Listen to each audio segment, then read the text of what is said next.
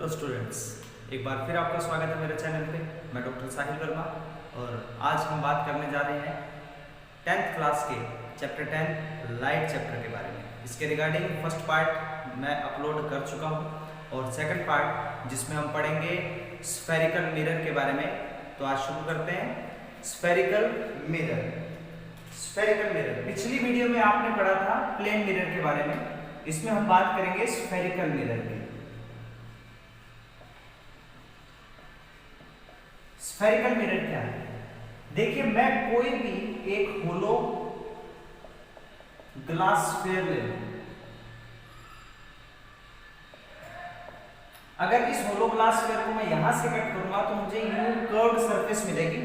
इस curved surface के अगर एक तरफ मैं पॉलिश कर दूं या तो अंदर की साइड पॉलिश कर दूं तो रिफ्लेक्टिंग सरफेस कौन सी हो जाएगी? ये, ठीक है। या बाहर की तरफ पॉलिश कर दूं तो रिफ्लेक्टिंग सरफेस कौन सी हो जाएगी? अंदर की साइड, ठीक है। So basically spherical mirror is a mirror in which any spherical glass polished from one side, जिसमें कोई भी स्फेरिकल ग्लास है, स्फेरिकल टुकड़ा है कांच का, उसमें अगर आप एक तरफ पॉलिश कर दो, आइदर अंदर की साइड और बाहर की साइड, आप कैसे भी पॉलिश कर दोगे तो वो स्फेरिकल मिरर बन जाएगा आपका, ठीक। अब इस स्फेरिकल मिरर के नाम है, नाम कैसे? अगर आप इसके बाहर की तरफ पॉलिश करते हो, it means it's reflecting surface is in inner side, तो ये कौन सा होगा? ये होगा हमारे पास कनकेव, कनकेव मिरर। अच्छा, कनकेव क्यों? क्योंकि ये केव जैसी स्ट्रक्चर बन जाती है इसमें, ठीक है। और अगर आप इसके अंदर की तरफ पॉलिश कर देते हो तो रिफ्लेक्टिंग सरफेस कहां आ जाएगी? बाहर की तरफ आ जाएगी, तो ये कौन सा हो जाएगा? कन्वेक्स हो जाएगा हमारे पास। कौन सा हो जाएगा? कन्वेक्स। क्लियर? सो कनकेव स्फेरिकल मिरर कौन सा होगा? जिसमें स्फेरिकल सरफेस की आउटसाइड आप पॉलिश कर रहे हो, ठीक है, और रिफ्लेक्टिंग सरफेस इनसाइड है। कन्वेक्स में इनसाइड पॉलिश कर रहे हो और आउटसाइड जो होगा वो रिफ्लेक्टिंग सरफेस होगा। तो ये है कनकेव और कन्वेक्स मिरर। क्लियर? अब इनकी कुछ और डेफिनेशंस हैं, इनके कुछ पार्ट्स हैं, उनके बारे में बात करते हैं अपने। आप कोई भी एक मिरर ले लो, मैं मेरा फेवरेट ले लेता हूं कनकेव, ये मैंने ले लिया कनकेव मिरर, यानी इसमें पॉलिश कहां होगी? पॉलिश इसमें बाहर की साइड होगी, रिफ्लेक्टिंग सरफेस अंदर की तरफ। अब ये जो है वो किसी एक स्फीयर का पार्ट था। ये जो स्फेरिकल मिरर है, कनकेव मिरर है, it is part of a spherical hollow sphere, ठीक है। तो इस होलोस्फीयर का जो सेंटर होगा, ये centre, that is known as centre of curvature. That part is known as centre of curvature and the center part of this spherical mirror is known as pole, represented by P, and center of curvature represented by C. Clear है? तो spherical mirror का जो center point है that is known as pole, और spherical mirror is a part of a holosphere. The center of the holosphere is known as center of curvature. Easy है? अब इन दोनों point के बीच से जो एक्सिस निकलेगा, इस तरीके से जो एक्सिस निकलता हुआ दिखाई दे रहा है आपको, axis which passes through, axis which pass through C and P is known as principal axis. कौन होगा वो? प्रिंसिपल एक्सिस होगा ये एक्सिस। क्लियर? कोई डाउट इसमें? क्लियर? तो मैंने तीन चीजें बताई, कौन कौन सी? The centre of the hollow sphere, centre of curvature, and the centre of spherical mirror is pole, and the axis passing through C and P is principal axis. अब बात करते हैं लाइट्स की। Light which are parallel to the principal axis, ये देखो light principal axis के parallel आ रही है, ठीक है, ये लाइट रेज है। ये क्या है? ये है लाइट रेज। ये लाइट रेज प्रिंसिपल एक्सिस के पैरेलल आ रही है। अच्छा, रिफ्लेक्टिंग सरफेस है तो टकरा के निकलेगी किसी न किसी पॉइंट से, ये भी इस पॉइंट से निकलेगी, ये टकरा के यहाँ आ गई और ये ऊपर की तरफ चलेगी। Line which are parallel to the principal axis after reflection pass from a point and that point is known as focus point and that point is known as focus point. Clear? Next, the distance between F and P. Distance between focus and pole is called focal length. Is called focal length and it is represented by small f. Focus point is represented by capital F while focal length represented by small f. And the distance of C and P. Distance between C and P is radius of curvature capital R. Clear? अब capital R और F के बीच में एक relation है क्या? Capital R is twice of focal length. आपको diagram में दिख रहा होगा फोकल लेंथ का जस्ट डबल है ये, यानी कि distance of CP is twice of FP. सही है कि C और P के बीच की जो डिस्टेंस है वो F और P का ट्वाइस है, 2 टाइम्स है उसका. Clear? So CP is twice of FP. क्या क्या पढ़ा हमने? The centre of the spherical mirror is called pole. Spherical mirror is a part of a hollow sphere and the center of that hollow sphere is known as center of curvature. Axis which passing through C and P is called principal axis. And the light which are parallel to principal axis after reflection pass from a point, that point is called focus. Distance between focus and pole is called focal length. Distance between center of curvature and pole is radius of curvature. And the relation between radius and focal length is radius is just twice of the focal length. R is equal to 2L. Clear है? सो ये कुछ छोटी छोटी definitions है जो spherical mirror के बारे में आपको पता होना चाहिए. और फिर स्फेरिकल मिरर में टॉप और बॉटम पॉइंट को जो लाइन ज्वाइंट करती है इसे अपरेटर्स, ठीक है, या अपर्चर भी बोलते हैं इसको. इसका कोई ज्यादा यूज नहीं है, मेन जो डेफिनेशंस है वो यही है हमारे पास. क्लियर? अब देखिए इमेज फॉर्मेशन के लिए आपके पास क्या होना चाहिए? इमेज फॉर्मेशन के लिए आपके पास ऑब्जेक्ट होना चाहिए. अच्छा, फिर उसकी जो इमेज बनती है वो कैसी होगी? रियल होगी या वर्चुअल होगी? इसके बारे में कैसा पता चलेगा? तो इसके बारे में मैं आपको एक चीज बता दूं. स्फेरिकल मिरर में जैसे कनकेव की बात कर रहे हैं, ये कनकेव है, ये focus point, centre of curvature और ये हमारा पोल हो गया. आप किसी भी ऑब्जेक्ट को प्लेस करोगे तो यहां प्लेस करोगे मिरर के सामने AB, कि ये मेरा ऑब्जेक्ट है जो मिरर के बिल्कुल सामने होगा. ऑब्वियस है कि मिरर के सामने प्लेस करूंगा मैं रिफ्लेक्टिंग सरफेस के सामने. सो ये ऑब्जेक्ट है. ऑब्जेक्ट से पोल की जो डिस्टेंस है that is known as U. U is distance of object from mirror लिख सकते हो या फ्रॉम पोल लिख सकते हो, उसे बोलते हैं U. नेक्स्ट है FP. FP क्या है हमारे पास? Focal length. FP क्या है? Focal length. मैं यहां भी मेंशन कर देता हूं, FP इज फोकल लेंथ. अब बात आती है, अब जैसे प्लेन मिरर में आपने पढ़ा कि जो इमेज है वो तो यहां बनेगी, ठीक है, इमेज जो है वो यहां बनेगी. तो इमेज अगर पॉलिशिंग साइड में बनती है या बैक टू द मिरर बनती है तो इमेज की जो डिस्टेंस है वो डिस्टेंस हो जाएगी V.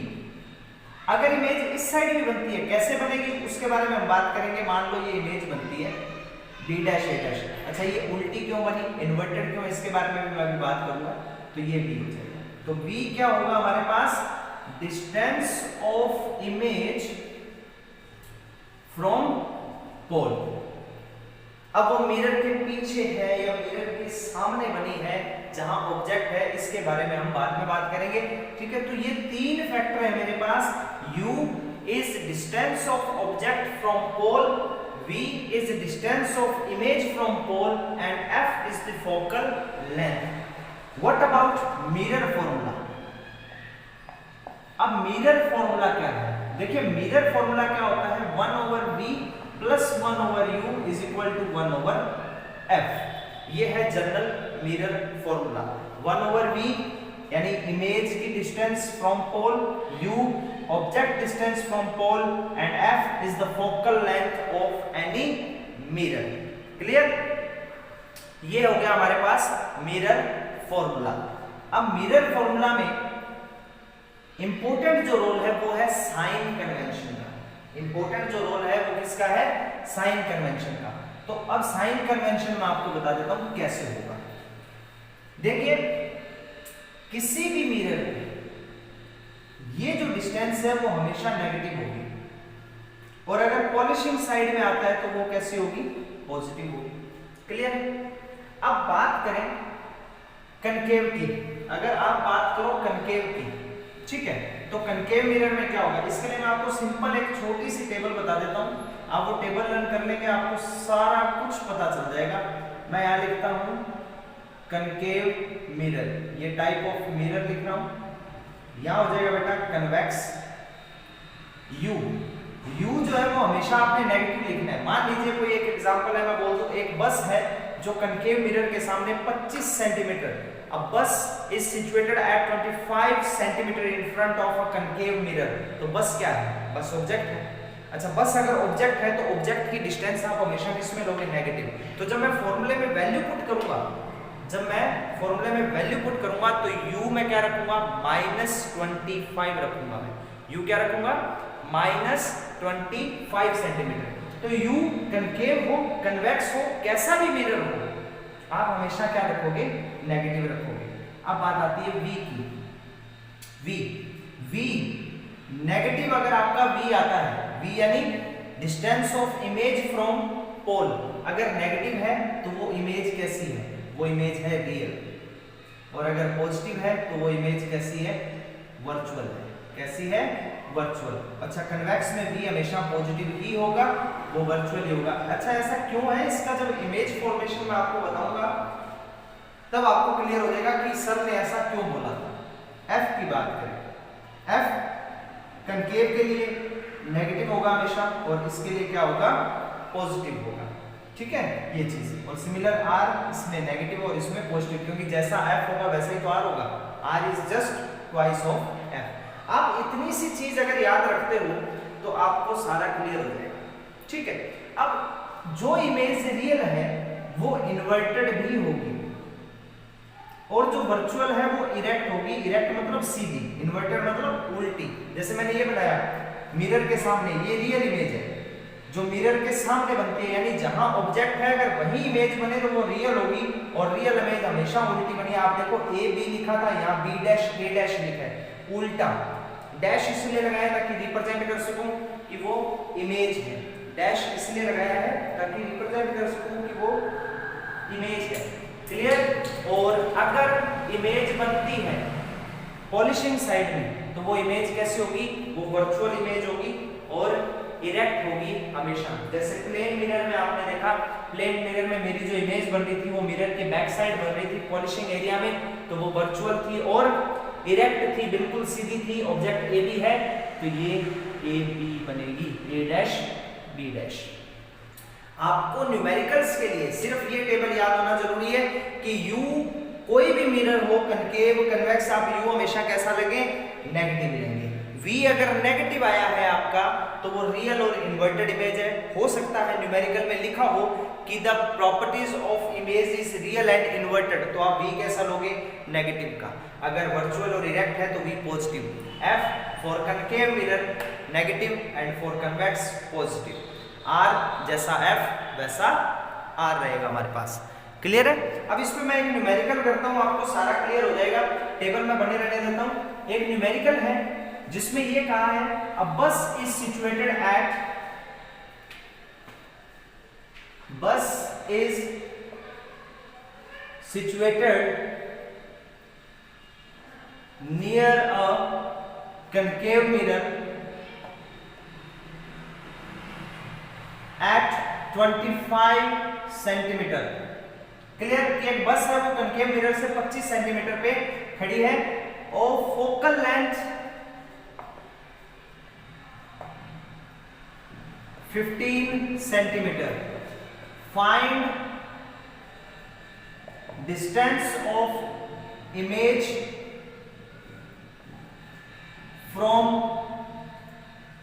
Mirror and nature of image. आपको क्या फाइंड करना है? नेचर ऑफ इमेज भी फाइंड करना है। क्लियर है यहां तक? तो इसमें हमें गिवन क्या है? गिवन है डिस्टेंस ऑफ बस फ्रॉम मिरर, यानी u माइनस 25 सेंटीमीटर। क्यों लिया माइनस? क्योंकि वो कनकेव है, क्योंकि कनकेव है और कनकेव में ऑब्जेक्ट की डिस्टेंस क्या होगी? माइनस। उसके बाद है v, इमेज का distance, you have to find it. Focal length कितना है? 15 centimetre and for concave focal length is always negative, minus का 15। क्लियर? अगर मान लीजिए यहाँ रेडियस दिया होता तो हम उसका हाफ कर लेते। मान लो क्वेश्चन में दिया होता of radius of curvature 30 centimetre, तो वहां 30/2 करके हम क्या कर लेते? फोकल लेंथ निकाल लेते। अब फॉर्मूले में पुट करेंगे, what is mirror formula? 1/v plus 1/u is equal to 1/f। We have to find 1/v, so 1/f minus 1/u, ये उधर चला जाएगा। 1/f, f कितना है? -15 माइनस u कितना है? -25। so what we have?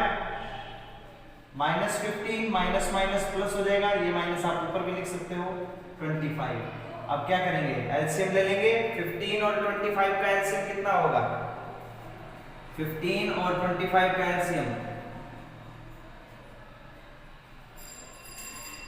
Multiply करेंगे 75/15, 5 माइनस का प्लस में क्या आएगा? 3। क्लियर? तो कितना आया? 1/v।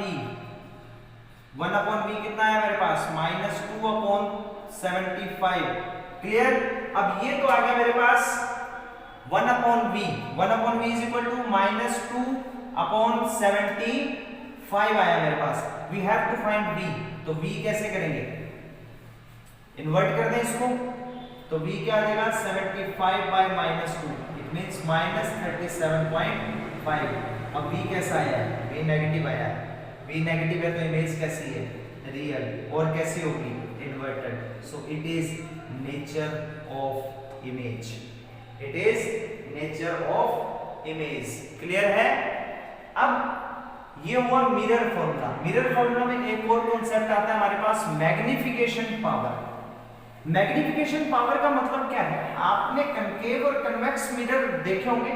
जैसे कि स्पून का एग्जांपल लें तो घर में जैसे चम्मच है, चम्मच की एक साइड अगर आप खुद को देखते हो तो इमेज आपकी छोटी बनती है, और अगर दूसरी साइड उसको फ्लिप करके देखते हो तो आपकी इमेज बड़ी हो जाती है। तो आपकी हाइट से कितने टाइम्स बड़ी या छोटी है आपकी image, that is known as magnification. It means magnification is the ratio of height of image and object, h dash over h is equal to -v/u। Clear? अब उसी क्वेश्चन में अगर आपको ये दे दिया होता कि बस की हाइट जो है, हाइट ऑफ बस इज 14 या 3 मीटर, ये लिख देते। You have to find height of image, यानी कि आपको h डैश फाइंड करना है। ठीक? तो क्या आता? h dash over h3, v कितना आया था? 37.5। कैसा था v? v नेगेटिव में था, तो एक नेगेटिव तो फॉर्मूले का और एक नेगेटिव जो v आया था हमारा, और u कैसा था? -25। माइनस माइनस कैंसिल हो गया। ठीक है? कैंसिल हो गया, क्रॉस मल्टीप्लाई कर लेंगे, h डैश माइनस में कुछ आ जाएगा हमारे पास। माइनस में क्या आ जाएगा? 37.5 × 3/25। ठीक है? तो माइनस का मतलब क्या है? माइनस का मतलब है इन्वर्टेड। पहले लिखा था ना इन्वर्टेड, तो h dash height of image अगर माइनस में आ रही है तो इसका मतलब इमेज जो है वो इन्वर्टेड है। ठीक है? और यहां से पता चल जाएगा कि इमेज छोटी बन रही है या बड़ी बन रही है। अगर आप इसको सॉल्व करोगे और आंसर अगर 3 से ज्यादा आता है तो इमेज बड़ी है।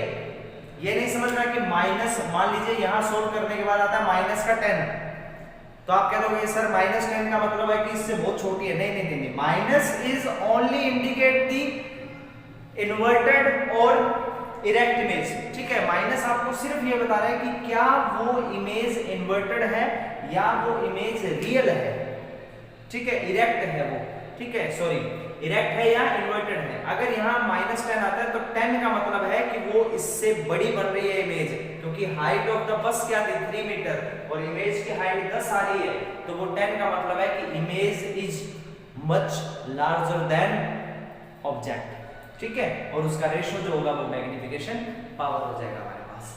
क्लियर है? सो ये है मिरर फॉर्मूला। आप कनकेव, कन्वेक्स, मैग्निफिकेशन, ठीक है, किसी भी चीज को फाइंड करना चाहो तो इससे फाइंड आउट कर सकते हो। इसमें बात करेंगे हम इमेज फॉर्मेशन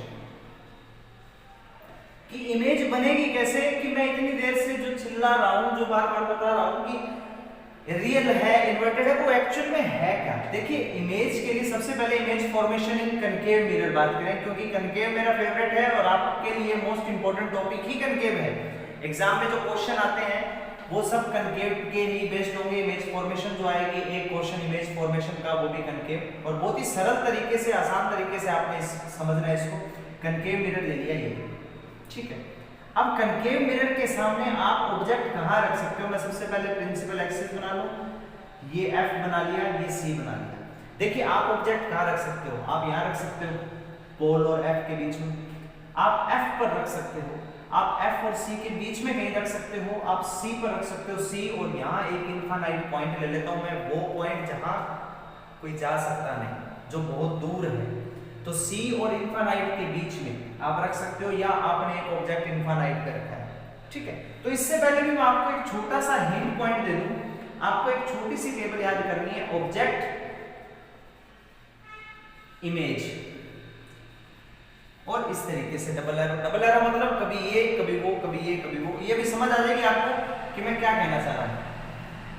अगर ऑब्जेक्ट आप इनफाइनाइट पे रखोगे तो इमेज आपकी F पे बनेगी, उल्टा चल रहे हैं F पे। फिर इमेज आप इनफाइनाइट और C के बीच में रखोगे, इनफाइनाइट और C के बीच में, तो इमेज थोड़ी सी आगे चलेगी, कहां, F और C के बीच में। फिर आप C पे रखोगे तो C पे, फिर आप C और इनफाइनाइट, ये हो गया, C हो गया, फिर आप आओगे C और F के बीच में, C और F के बीच में, तो इमेज कहां बनेगी, यहां। और फिर अगर आप F पे रखोगे तो इमेज इनफाइनाइट पे, मतलब पहली 3 इमेज इसकी है, पहले 3 ऑब्जेक्ट, फिर इमेज, फिर ये 3 ऑब्जेक्ट, ये इमेज। अभी समझ आ जाएगा कैसे। तो मैं पहली इमेज स्टार्ट करता हूं, image first when object is eight infinite, जब ऑब्जेक्ट इनफाइनाइट पर है तो इमेज कैसी बनेगी। तो इसके बारे में आप क्या करो, इनफाइनाइट से आने वाली रेज जो है वो पैरेलल होती है प्रिंसिपल एक्सिस की, और पैरेलल लाइन कहां से पास आउट होती है, फोकस से पास आउट होती है। कहां से पास आउट होती है, फोकस से पास आउट होती है। अच्छा आप एज्यूम करके देख लो, आप मिरर से दूर जाते जा रहे हो, और जितना दूर जाते रहोगे आप, आपकी इमेज क्या होगी, छोटी होती जाएगी। आप वहां पहुंच गए जहां कोई जा नहीं सकता, मतलब आप इनफाइनाइट पर हो, तो वहां क्या दिखेगा, वहां एक डॉट दिखेगा, ये रहा वो डॉट। मैं आपको पहले भी पिछले पार्ट में ये बता चुका हूं कि रिफ्लेक्शन के बाद when light cut to each other, reflection के बाद जहां लाइट एक दूसरे को काटती है वो पॉइंट होता है हमारा इमेज फॉर्मेशन पॉइंट। तो रिफ्लेक्शन के बाद ये लाइट आई, रिफ्लेक्शन के बाद ये लाइट आई, रिफ्लेक्शन के बाद दोनों लाइट कहां काट रही है, यहां, तो इमेज कहां बनेगी, एट फोकस। कैसी दिखाई दे रही है आपको, पॉइंट साइज, कैसी दिखाई दे रही है, पॉइंट साइज। और कैसी है, रियल है, और रियल वाली कैसी होती है, इन्वर्टेड होती है, उल्टी, उल्टी खोपड़ी की, ठीक है। रियल क्यों, क्योंकि जहां ऑब्जेक्ट वहीं इमेज बन रही है मिरर के सामने। मिरर में पॉलिश की साइड बनती तो वर्चुअल होती है, ठीक है। अब सेकंड बात करूं, मैं ऑब्जेक्ट को थोड़ा सा आगे लेके आया, इनफाइनाइट पे नहीं छोड़ता उसको क्योंकdem बहुत दूर है, कौन जाएगा उससे लेने, तो इनफाइनाइट और C के बीच में, when object is in between infinite and C, जब ऑब्जेक्ट इनफाइनाइट और C के बीच में होगा तो क्या होगा, ठीक है। अब देखिए पहला हो गया कि जब ऑब्जेक्ट इनफाइनाइट में रखा तो इमेज फोकस पे बनी। अब सेकंड की बात करेंगे बेटा, सेकंड की क्या बात करेंगे, जब ऑब्जेक्ट कहां रखे हम, ऑब्जेक्ट रखे हम, object is between infinite and C. थोड़ा सा उसको आगे ले आया मैं, इनफाइनाइट पे नहीं छोड़ते उसको, इनफाइनाइट से थोड़ा सा आगे खींच लिया हमने, एफ सी ऑब्जेक्ट रखा यहाँ, मैं नाम दूंगा ए बी। क्लियर? देखो इनफाइनाइट पे जो है उसके लिए आपको दोनों रे पैरेलल लेके जानी है इस तरीके से और दोनों को स्ट्राइक करके मिला देना है। इसके बाद जितनी भी इमेजेस बनेगी उसमें सेम पॉइंट आपने कॉमन करना है। एक लाइट सीधी जाएगी प्रिंसिपल एक्सिस के पैरेलल और क्रॉस में जाएगी फोकस में से, इस तरीके से बेटा, ठीक है। और दूसरी लाइट क्रॉस में जाएगी और क्या होगी, पैरेलल हो जाएगी हमारे पास। इमेज कहां बनी, दोनों लाइट कहां काट रही है, रिफ्लेक्शन के बाद। याद रहे आप में से कुछ स्टूडेंट ये गलती करते हैं कि सर ये एक लाइट ये आ रही है और दूसरी यहां तो यहां काट रही है। नहीं नहीं नहीं नहीं नहीं, आफ्टर रिफ्लेक्शन ये आई, रिफ्लेक्शन के बाद यहां ये आई, रिफ्लेक्शन के बाद यहां। क्लियर? तो रिफ्लेक्शन के बाद कहां काट रही है, बिटवीन C एंड F। आप सोच सकते हो कि इनफाइनाइट और C के बीच में अगर ऑब्जेक्ट पड़ा है तो ये इमेज कैसी होगी। ये पॉइंट साइज की नहीं है लेकिन थोड़ी सी बड़ी है, लेकिन ऑब्जेक्ट से छोटी, ठीक है, स्मॉल इन साइज। ये मैं लिख क्या रहा हूं, ये मैं लिख रहा हूं नेचर ऑफ इमेज। क्या लिख रहा हूं, nature of image, small in size, size में छोटी है और कैसी है, मिरर के सामने बनी है तो रियल एंड इन्वर्टेड। सेकंड हो गया, इनफाइनाइट सी पे रखा, एफ और सी पे बना इमेज। क्लियर? ये चीज। अब थर्ड कहां चलेंगे अपने, थर्ड चलेंगे when object is placed at C, यानी जब ऑब्जेक्ट को हमने कहां रख दिया, सी पे रख दिया, ऑब्जेक्ट एट सी। तो ये इमेज, ये मिरर बनाया हमने, वही एफ, सेम काम है। ये ऑब्जेक्ट रखूंगा मैं सी पे, ए बी। अच्छा याद करवाया था, वो क्या था, एक लाइन सीधी जाएगी फोकस में से और दूसरी क्रॉस में जाके क्या हो जाएगी, पैरेलल हो जाएगी। सॉरी, क्रॉस में जाके क्या हो जाएगी, ये पैरेलल हो जाएगी इस तरीके से। ये चीज कहाँ काट रही है, ये रिफ्लेक्शन के बाद कहाँ आई, इधर, ये रिफ्लेक्शन के बाद कहाँ आई, इधर, बिल्कुल सी पे काट रही है। मैंने क्या बोला था, ऑब्जेक्ट सी पे रखोगे तो इमेज भी कहाँ बनेगी, सी पे। ये कंडीशन होगी। ये कैसी कंडीशन होगी, ये आपने पेन रखा यूं और इसके बिल्कुल नीचे इमेज बनी, ऐसा कुछ हुआ, ठीक है। तो कैसे बनी, सेम साइज, बनी कहाँ है, एट सी, ठीक है, रियल और इन्वर्टेड, रियल एंड इन्वर्टेड बनी है। क्लियर? अब आते हैं इस टेबल के सेकंड पार्ट पे। ये हो गया हमारे पास सी पे, सी पे। अब क्या बचा, object is between F and C. कहां, अब इस ऑब्जेक्ट को खिसका के थोड़ा सा आगे ले आओ, कहां ले आए, एफ और सी के बीच में। Object is in between F and C. अब बड़ा इंटरेस्टिंग काम होने वाला है और अभी तक समझ आ गया होगा आपको कि मैं क्या कर रहा हूं। ए बी, एफ और सी के बीच में ऑब्जेक्ट रखा है, एक लाइन सीधी कहां से निकलेगी, फोकस में से। क्लियर?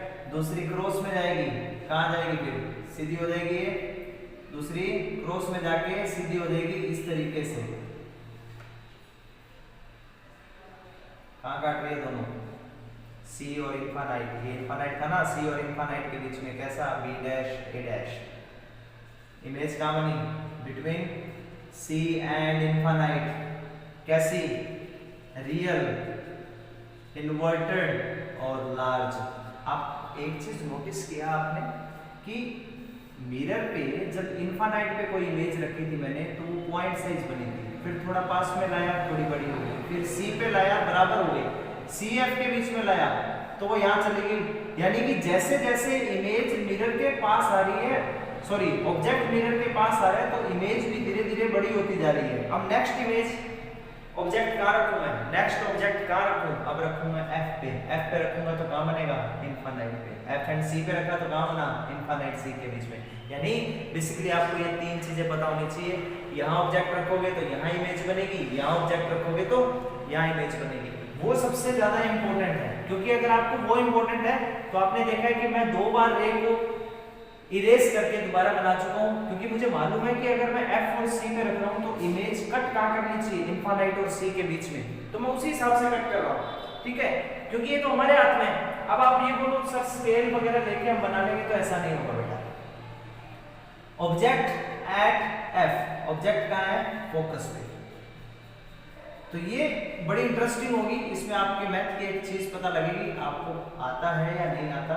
ऑब्जेक्ट रखूं मैं एफ पे, एक लाइन बिल्कुल सीधी जाएगी, फोकस में से निकलेगी। अच्छा, दूसरी यहां जाके पैरेलल हो जाएगी सेंटर में, क्योंकि अब ये नीचे नहीं काटी जो पैरेलल हो जाएगी, यहां काट रही है। अच्छा, दो पैरेलल लाइन कहां मिलती है? दो पैरेलल लाइन कहां मिलती है? Eight infinite. ये देखो आ गया ना, इनफाइनाइट पे। अच्छा, इनफाइनाइट पे जो इमेज बन रही है वो कैसे होगी? देखो चलती जा रही है नीचे, बड़ी होती जा रही है आगे इमेज, लार्जर। कैसी? रियल। और कैसी? इन्वर्टेड। क्लियर? ये कॉन्सेप्ट है। लास्ट अब आप कहां रख सकते हो? F और P इसके बीच में रख सकते हो, तो वो भी रख के देख लेते हैं कि F और P के बीच में अगर आप रखोगे ऑब्जेक्ट को तो वो कैसे बनेगी? Object in between F and P। तो यहां रखेंगे बेटा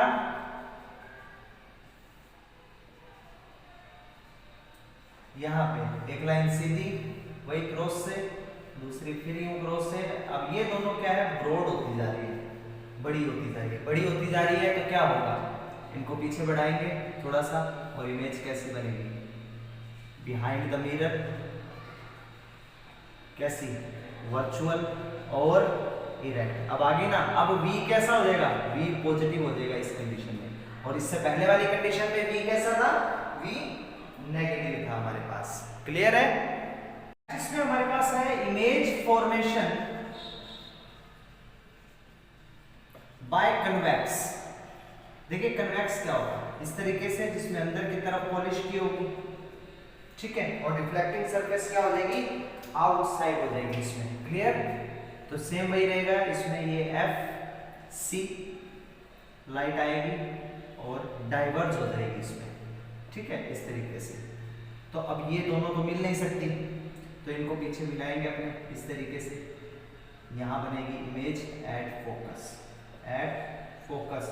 और ये ऑब्जेक्ट हमने कहां रखा है? ऑब्जेक्ट एट इनफाइनाइट रखा है इस कंडीशन में, फोकस पे बनी है। कैसी? वर्चुअल, क्योंकि पॉलिश की साइड बन रही है, और इरेक्ट होगी ये, ठीक है, पॉइंट साइज होगी, इरेक्ट होगी और वर्चुअल होगी। ठीक, नेक्स्ट और लास्ट टॉपिक आज की वीडियो का, use of concave and convex mirror. Daily life में जो जनरल यूज हो रहे हैं मैं सिर्फ वही बात करूंगा, बाकी आप बहुत सारे यूज इसके देख सकते हो, ठीक है। मेडिकल लाइन में, स्पेस के अंदर बहुत जगह इसके यूज होते हैं। Use of concave mirror, shaving mirror. Shaving mirror जो हमारा होता है वो शेविंग मिरर है, कनकेव मिरर। क्वेश्चन में कहीं भी शेविंग मिरर लिखा हुआ है, it means it is concave mirror. Head mirror, headlights के अंदर जो होता है, ठीक, सोलर फर्नेस में जो होता है। क्यों? क्योंकि कनकेव मिरर कौन है? जो लाइट को इकट्ठा करता है। These are also known as converging mirror. ये लाइट को इकट्ठा करते हैं, फैलाते नहीं। अब सोलर फर्नेस में क्या चाहिए? लाइट इकट्ठा होना चाहिए हमको, तभी तो वो कुक करेगा। एस्ट्रोनॉमिकल टेलीस्कोप के अंदर इसमें कनकेव मिरर यूज होते हैं। सिमिलर कन्वेक्स मिरर की अगर आप बात करेंगे तो रियर व्यू मिरर, यानी जो गाड़ियों में, जैसे मैं गाड़ी चला रहा हूं तो पीछे से जो गाड़ी आ रही है उसको देखने के लिए एक मिरर लगा होता है, वो है रियर व्यू मिरर। और स्ट्रीट लैंप्स में यूज होता है ये, क्योंकि ये कौन है? कन्वेक्स मिरर को बोलते हैं डाइवर्जिंग मिरर। ये लाइट को फैलाते हैं। ये देखो, ये लाइट को फैला ही तो रहा है, और क्या कर रहा है? ये लाइट को फैला ही तो रहा है, ठीक है, ये चीज क्लियर। तो स्टूडेंट्स, ये है स्फेरिकल मिरर के बारे में। नेक्स्ट वीडियो के पार्ट में हम बात करेंगे रिफ्रैक्शन एंड लेंस के बारे में। Hope you like the video, and if you like the video please subscribe my channel, hit the like button, comment and share to your friends. Thank you.